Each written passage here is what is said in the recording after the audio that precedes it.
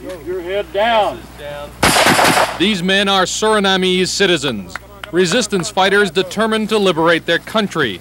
They are being trained in French Guiana by American soldiers of fortune.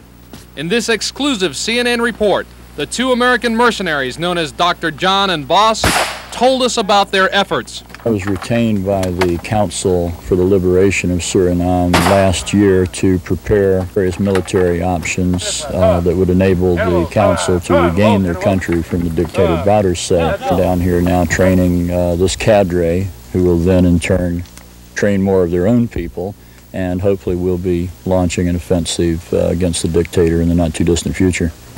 This is the country the resistance fighters plan to attack. Suriname, a former Dutch colony on the northeast coast of South America. After 300 years of Dutch rule, Suriname became independent in 1975. However, this man, Sergeant Major Desi Boudersey, overthrew the legitimate government of Suriname in 1980 and as dictator promoted himself to lieutenant colonel. A Marxist, Boudersey has progressively tightened his control over Suriname. I'm Caro, that's Kelch. Though CNN was granted special permission to film in Suriname, our repeated request to talk to Colonel Boudersey about the economic and political situation was repeatedly denied. Boudersey claims that there have been 4 coup attempts against him since 1980 and all have been put down. In December '82, Boudersey had 15 prominent members of the opposition rounded up and executed. He says they were shot trying to escape. Boudersey then rescinded freedom of the press and set up NVD, the government-controlled media. As a result, the Dutch cut off $1.5 billion in aid. Then the United States stopped $1.5 million in technical assistance, leaving Boudersey's single-product economy in shambles. Suriname's economy is almost totally based on the aluminum industry, and as world prices for aluminum vary, so do Suriname's finances. Desperate for funds, Boudersey squeezed the aluminum industry. But the additional levies cut profits, already marginal because of the low worldwide aluminum prices. As a result, Soralco, the country's largest producer, shut down its bauxite mine and may eventually shut down all operations. In January, a strike by aluminum workers caused the appointed government to collapse. Boudersey got a settlement, but was forced to liberalize the new government and promised the return of some freedoms by May. Although Suriname's Prime Minister Udenhout recently returned from Washington with apparently positive results, Colonel Boudersey is caught in a squeeze play. Without assistance from Holland or the United States, Suriname will run out of money in about 18 months. To get assistance, Boudersey must return Suriname to a more democratic system. However, at this moment, Boudersey keeps the country locked down tight. This reporter and cameraman Ken Kelch had to keep a low profile about our intentions as we were repeatedly searched at roadblocks. Rather than be searched again with politically sensitive videotapes, we had to travel by canoe across the mile-wide piranha-infested Moroni River into French Guiana. As a result of Colonel Boudersey's repressive regime, many thousands of Surinamese left the country.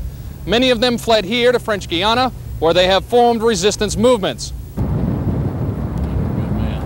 CNN made contact with one group, the Liberation Council of Suriname, and was granted permission to film its American mercenaries training the resistance fighters at a secret camp inside French Guiana. The leader of the resistance fighters is Roy Batsa, a former lieutenant in the Surinamese army. We'll intend to take the country back by hard military actions. We are here with a number of men, very well selected, hard trained, and we will hit hard in especially places where we know that the enemy is established. The resistance fighters undergo rugged training. The American soldiers of fortune use live ammunition to add deadly realism. How do you feel about having to go on against forces that are many times greater? They're greater in numbers. They have more equipment than us. I believe a good majority of them will run when faced with a disciplined, small unit. Tell us about your military experiences. I'm a veteran of the 82nd Airborne Division, also the United States Marine Corps, service in Asia. I've fought with the Democratic Forces fighting the Sandinistas in Nicaragua, both for Commander Zero and later for a group known as M3. My military experience was with the 101st Airborne Division, long-range recon, unconventional warfare, Republic of Vietnam. And it lends itself for me training these people to do what I experienced those years ago. Are you working for the CIA? No, I'm not. John, how about you? Are you working for the Central Intelligence Agency? No, I'm not, Chuck. I clear every operation with the United States government. I do not work for the United States government, but I never work against it. It's sort of a courtesy move on your part? Exactly. One final question. What happens if you fail? What happens if you're caught by Boudersey and his forces? I don't plan to live forever, Chuck. How about you? That would be an occupational hazard which we accept. The American mercenaries have trained the guerrillas in a number of skills, ranging from the maintenance and care of their American-made AR-15 and Mini-14 rifles to effective use of camouflage in the jungle. During tactical training, half the guerrillas set up an ambush. The others on patrol are taught to disperse quickly when attacked and counterattack from behind. Again, the American mercenaries use live ammunition to add realism and to harden their troops. Minor wounds from such training are not uncommon. Marksmanship training is stressed. 1 round, 1 hit. French authorities allowed the resistance fighters to train but watched them closely.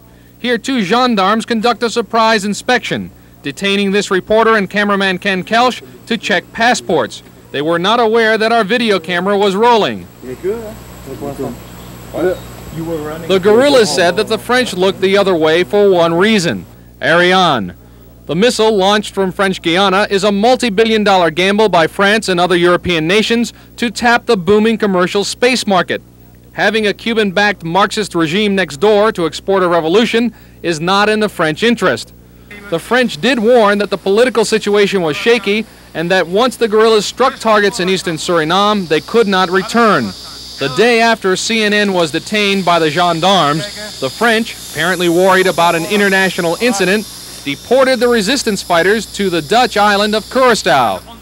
One of the American mercenaries has told CNN that the resistance fighters will simply regroup and attack Suriname soon.